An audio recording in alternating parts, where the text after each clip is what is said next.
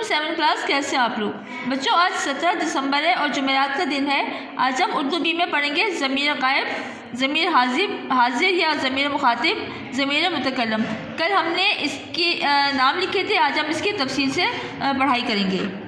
سب سے پہلے ضمیر غائب۔ یہ ضمیر اس شخص کے لیے آتی ہے جو ہمارے سامنے موجود نہ ہو یعنی غائب ہو۔ اس ضمیر کو ضمیر غائب کہتے ہیں، مثلا وہ، اس، انہوں۔ بچوں یہ ہم اس کے لیے استعمال کرتے ہیں جس کے بارے میں ہم بات کر رہے ہوں لیکن وہ ہمارے سامنے موجود نہ ہو، تو ہم نام کی جگہ وہ، اس اور انہوں استعمال کریں گے۔ پھر ہے ضمیر حاضر یا ضمیر مخاطب۔ یہ ضمیر اس شخص کے لیے استعمال کی جاتی ہے جس سے بات کی جائے اور وہ سامنے موجود ہو۔ چونکہ بات کرنے والا سامنے حاضر ہوتا ہے اس لیے اس ضمیر کو ضمیر حاضر یا ضمیر مخاطب کہتے ہیں، مثلا تو، تم، آپ۔